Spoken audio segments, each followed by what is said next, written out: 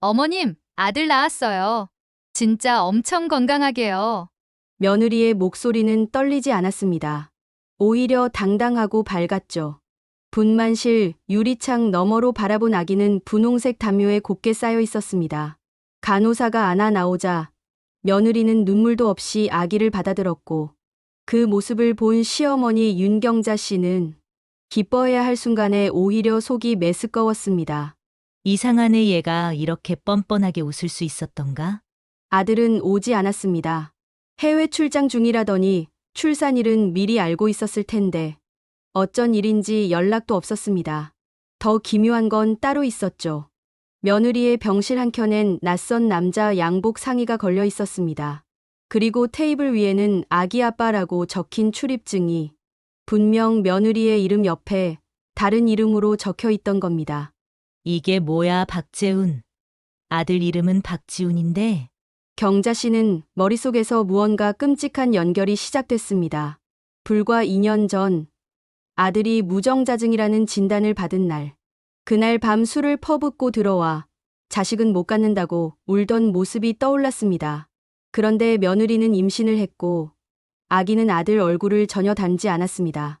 아기의 쌍꺼풀, 턱선, 심지어 코 모양까지 오히려 누굴 닮았는지 익숙한 얼굴이었죠. 며칠 후 병원 퇴원 날, 경자 씨는 며느리 몰래 면봉을 챙겼고 아기의 손에 묻은 타액도 따로 보관했습니다. 딱히 정답이랄 건 없지만 확신할 수 없으면 직접 확인해야 하는 법. 며느리는 고마워요, 어머님. 역시 친정보다 시댁이 편해요. 라는 말을 남기고 갓난아기를 안고 고급 SUV를 타고 병원을 떠났습니다. 운전자는 놀랍게도 그 이름 박재훈. 아들의 대학교 동창이자 얼마 전까지 사업자금 도와줬다는 그 남자. 경자 씨는 고개를 떨구었습니다. 설마 그런 건 아니겠지. 아니라고 해줘야지. 하지만 이미 DNA 검사 의뢰는 끝났고 결과는 며칠 뒤 도착할 예정이었습니다. 며칠 뒤 등기소 앞에 선 윤경자 씨의 손엔 2개의 봉투가 들려 있었습니다. 하나는 DNA 검사 결과지, 또 하나는 가게 건물 등기부등본이었습니다. 그녀는 떨리는 손으로 카페 안으로 들어섰습니다. 며느리가 얼마 전 개업한 그 카페. 예쁘장한 외관, 감성적인 인테리어. 정년 퇴직하시고 너무 심심해 보이셔서요. 어머님도 여기서 시간 보내세요. 그 말 한마디에 퇴직금을 털어 투자한 공간이었죠. 경자 씨는 계산대 뒤에서 책장을 정리하던 며느리를 불렀습니다. 이거 건물 등기부등본 좀 같이 보자꾸나. 며느리는 살짝 당황하더니 곧 웃으며 말했다죠. 왜요, 어머님? 무슨 이상한 거라도 있으세요? 경자 씨는 종이를 펼쳤습니다. 소유자란에 적힌 이름은 분명히 박재훈. 그 남자, 아들의 친구이자 출산 당일 SUV 운전석에 앉아있던 남자였습니다. 내가 이걸 어떻게 설명할 거니? 며느리는 순간 아무 말도 못했습니다. 눈동자가 흔들리고 입술이 바르르 떨렸습니다. 하지만 오래 걸리지 않았습니다. 곧 차분히 입을 열었죠. 그 사람한테 돈 빌렸어요. 계약이 꼬여서 잠깐 명의만 옮긴 거예요. 얼마 안 가 다시 돌릴 건데 너무 걱정 마세요, 어머님. 하지만 경자 씨는 이미 알았습니다. 이 가게 처음부터 며느리와 그 남자의 계획이었단 걸. 그의 이름으로 된 사업자 등록증, 임대 계약서, 심지어 커피 기계 할부 계약서까지 모두 박재훈 명의로 되어 있었습니다. 그리고 결정적인 건 다른 봉투. 조심스럽게 꺼내든 DNA 검사 결과지. 그녀는 말없이 며느리에게 내밀었습니다. 며느리는 그 종이를 보자마자 얼굴빛이 달라졌습니다. 경자 씨는 담담하게 말했죠. 내 아들 무정자증이야. 내가 낳은 애 우리 집 피 한 방울 안 섞였더라. 순간 가게 안은 고요해졌고 멀리서 바람 종소리 하나가 맴돌았습니다. 며느리는 아무 말도 하지 않았습니다. 도리어 천천히 차갑게 웃었습니다.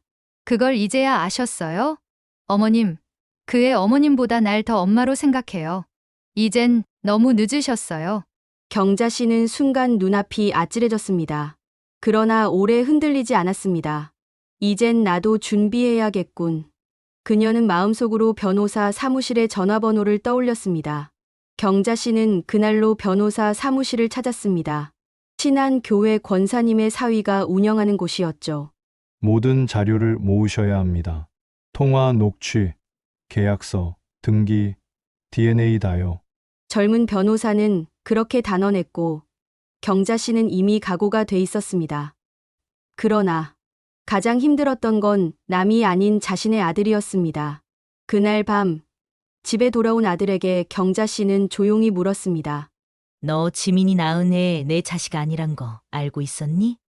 아들은 대답 대신 머리를 숙였습니다. 그리고 힘겹게 털어놓기 시작했죠. 엄마, 재훈이랑 지민이 나 모르게 시작된 건 맞아. 근데 나 알고도 그냥 눈 감았어. 난 애가 너무 갖고 싶었거든. 경자 씨는 눈을 질끈 감았습니다.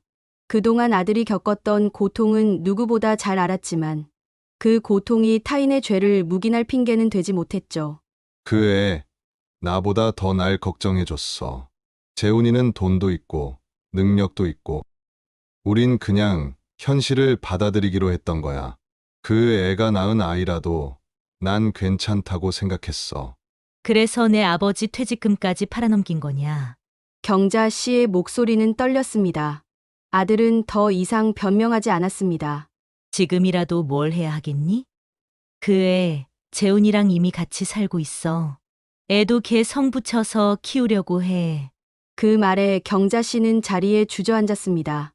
그녀가 며느리를 미워했던 이유는 며느리의 뻔뻔함이 아니라 아들의 그 무기력한 방관이었습니다.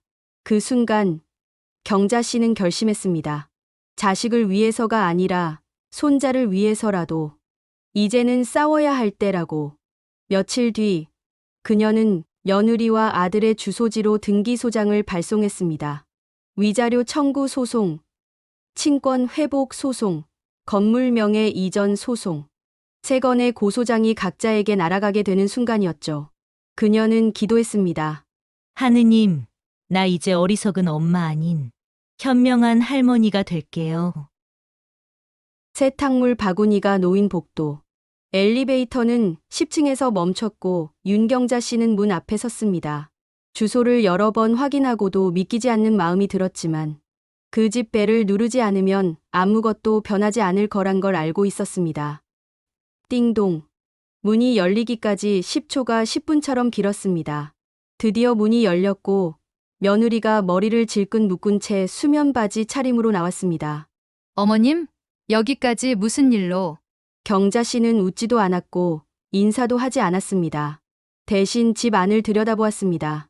거실엔 신생아 바운서, 젖병, 남성용 슬리퍼, 두 사람의 이불이 하나로 섞여 있었습니다. 그리고 아기는 거실 한가운데 재운 듯 잠들어 있었죠. 경자 씨는 조용히 물었습니다. 애 아빠는 있니? 며느리는 눈을 흘기며 문을 닫으려 했습니다. 오늘은 바쁘거든요. 어머님이랑 할 얘기 없습니다. 이 아이 이름 박재아라고 지었더구나. 성까지 바꿨던데 우리 집안 호적엔 왜 등록 안 한 거니? 며느리는 잠시 멈칫하더니 비웃음 섞인 말투로 말했습니다. 그 애요? 우리 아들이라고 생각 안 해요. 어차피 지훈 씨도 그렇게 말했잖아요.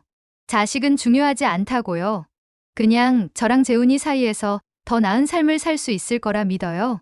경자 씨는 그 말에 피가 거꾸로 솟는 기분이었습니다. 아직 탯줄 자국도 아물지 않은 손자를 앞에 두고 저 여자는 아무렇지 않게 우리 아들이 아니라고 말하고 있었습니다. 지금 내가 하는 짓, 이게 사람 할 짓이니? 남의 집 귀한 자식 이용해서 남편 친구랑 애 낳고 건물 명예 넘기고 아이 성 바꾸고 너 내가 뭘 건드린 건지 아직 모르는구나. 지금 내가 하는 짓, 이게 사람 할 짓이니? 남의 집 귀한 자식 이용해서 남편 친구랑 애 낳고 건물 명예 넘기고 아이 성 바꾸고 너 내가 뭘 건드린 건지 아직 모르는구나. 경자 씨는 봉투 하나를 내밀었습니다. 등기우편도 아니고 변호사를 통한 내용 증명도 아니었습니다. 직접 출력한 민사소송 예고장. 넌 내 손으로 법정에 세울 거고 그 아이 다시는 너한테 안 돌아갈 거야. 며느리는 종이를 받아 쥐더니 눈을 부릅뜨고 말했습니다. 어머님, 그렇게까지 하시면 우리도 가만 안 있을 겁니다. 그래, 가만 안 있어 봐라. 그 애 태어나기 전에 니들 둘이 모텔에서 나눈 문자 다 캡처돼 있으니까 내가 다 들고 법원 가는 거 안 무서울 것 같니? 순간 며느리는 처음으로 말문이 막혔습니다. 경자 씨는 돌아서면서 마지막으로 말했습니다. 우리 아들한테는 실망했다. 하지만 내 손자까지 놓칠 만큼 바보는 아니야. 문은 닫혔고 안에서는 아기 울음소리가 희미하게 새어나왔습니다. 경자 씨의 눈가도 동시에 젖어 있었습니다. 며칠 후 경자 씨는 구청 민원실에 있었습니다. 민원 발급 창구에서 몇 번을 확인하고도 담당자는 의아한 표정이었죠. 아드님 박지훈 씨 명의로 된 부동산은 현재 없습니다. 그럼 이 카페 건물은요? 소유주는 박재훈 씨입니다. 등기 이전도 정상이네요. 경자 씨는 목이 타들어갔습니다. 모든 서류가 완벽했습니다. 오히려 너무 완벽해서 이상할 정도였죠. 그 길로 변호사 사무실로 향했고 젊은 변호사는 노트북을 켜며 속삭이듯 말했습니다. 이거 계약서 자체가 위조됐을 가능성 높습니다. 시가보다 터무니없이 싸게 거래됐고 중간에 빠진 서명 페이지가 있습니다. 명백한 허점이죠. 경자 씨는 숨을 깊이 들이쉬었습니다. 그녀는 더는 흔들리지 않았습니다. 그럼 고소 진행하시죠. 이참에 진짜로 끝장을 봐야겠어요. 변호사는 고개를 끄덕이며 서류를 정리했습니다. 그날 밤 경자 씨는 아들에게 전화를 걸었습니다. 기대는 없었습니다. 그저 마지막 기회를 주고 싶었죠. 지훈아, 엄마 마지막으로 묻자. 그 집 내가 넘겨준 거 맞지? 전화기 너머로 침묵이 흘렀고 이윽고 아들의 낮은 목소리가 들렸습니다. 미안해. 그냥 다 놔버리고 싶었어. 아무것도 자신 없었고.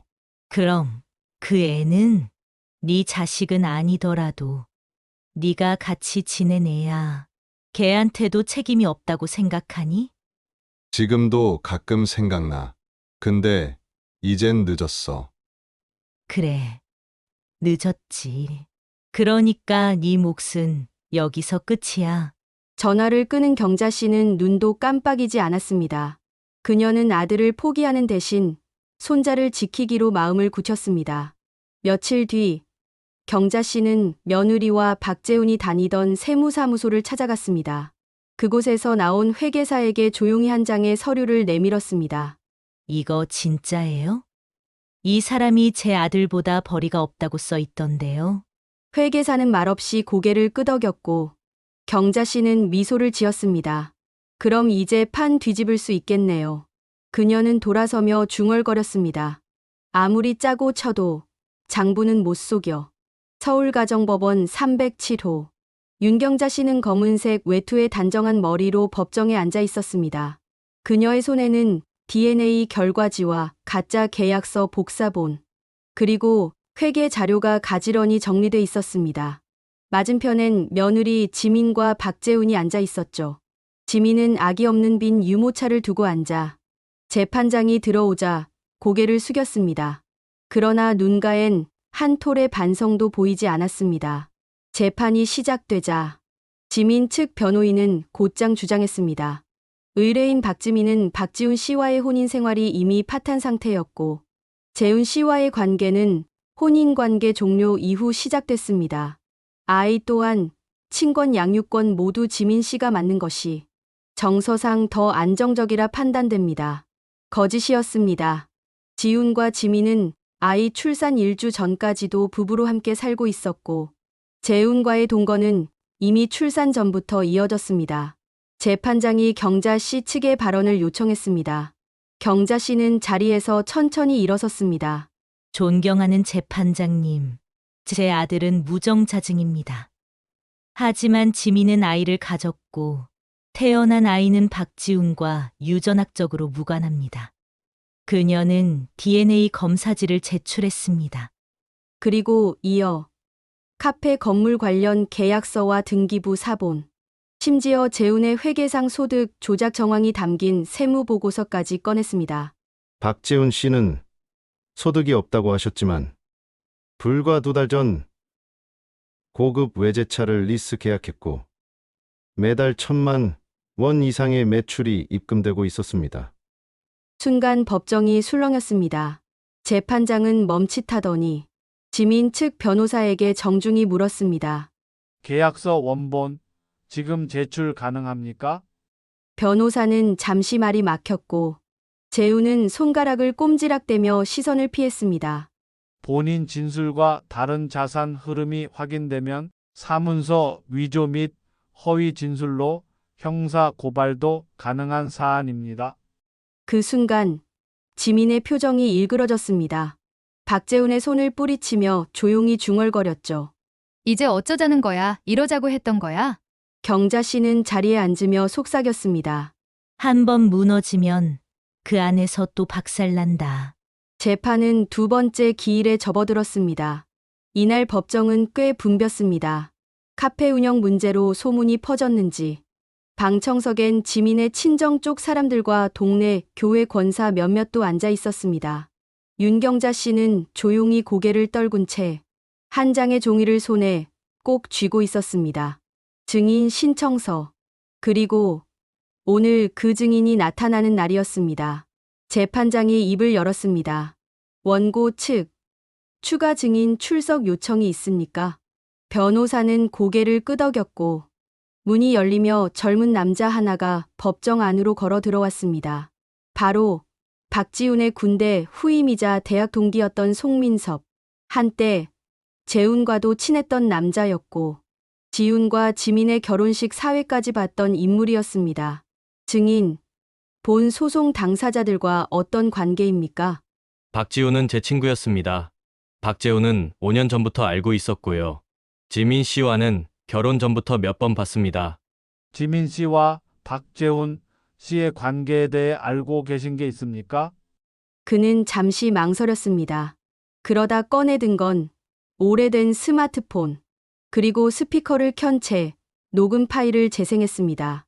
지훈이 바보잖아. 그냥 모른 척하게 냅둬. 우린 일단 건물부터 확보하고 그 다음 얘기하자고. 그래도 네 시어머니 무섭다며. 무서운 게 아니라 귀찮지. 어차피 법은 여자 편이야. 아기만 있으면 끝이야. 정적. 녹음이 멈추자 재판장은 정색한 채 질문을 이어갔습니다. 녹음된 내용은 누구와 누구의 대화입니까? 지민 씨와 재훈 씨입니다. 제가 술자리에서 우연히 옆방에서 듣고 녹음했습니다.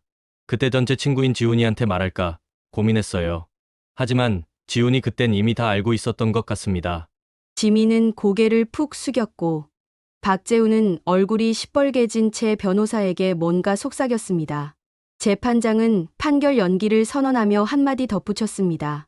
법정은 증거로만 판단합니다. 하지만 증거는 가끔 감정보다 더 잔인합니다. 법정이 끝나고 경자 씨는 민섭에게 고개 숙여 인사했습니다. 어르신 저 죄송합니다. 더 일찍 말했어야 했는데. 경자 씨는 말없이 손을 잡아주며 웃었습니다. 그 한마디가 그 애한테 가장 큰 유산이 될 거야. 그녀는 법정 밖으로 나왔습니다. 비가 그친 하늘 아래 햇살이 유난히 밝았습니다. 그리고 그녀는 느꼈습니다. 끝이 가까워졌다는 것. 그리고 마침내 손자를 되찾을 시간이 왔다는 것. 판결문을 받아든 윤경자 씨는 그 자리에 한참을 앉아 있었습니다. 가게 건물은 그녀의 명의로 돌아왔고 사문서 위조 민명의 도용건으로 지민과 박재훈은 집행유예 2년을 선고받았습니다. 불륜 사실은 혼인 파탄의 결정적 원인으로 인정되었고 아들 지훈은 위자료 없이 이혼만 성립된 상태로 퇴장했습니다. 그리고 문제의 아이, 경자 씨가 끝까지 마음을 놓지 못했던 그 아이는 이미 지민과 박재훈의 성으로 출생신고가 되어 있었기에 그 누구도 조부모라는 이름으로 다가설 수 없었습니다. 할머니, 이제 아기 안 보러 가요? 이혼 이후 병원 봉사활동을 함께했던 작은 아이가 물었습니다. 경자 씨는 미소 지으며 아이의 머리를 쓸어 넘겼습니다. 응, 그 아기는 다른 가족이 생겼으니까. 슬퍼요? 아니야. 우리가 피로만 가족이 되는 건 아니거든. 그 애가 기억하든 못하든 나는 잠깐이라도 그 애의 할머니였단다. 며칠 뒤 그녀는 법정 서류 한 통을 작성했습니다. 미성년자 후견인 지정 예비 청구서. 바로 효력이 생기는 건 아니었지만 만일의 경우를 대비해 준비한 사랑의 마지막 고리였습니다. 카페는 리모델링 후 재오픈했습니다. 간판은 새로 달았습니다. 정직한 커피, 따뜻한 떡.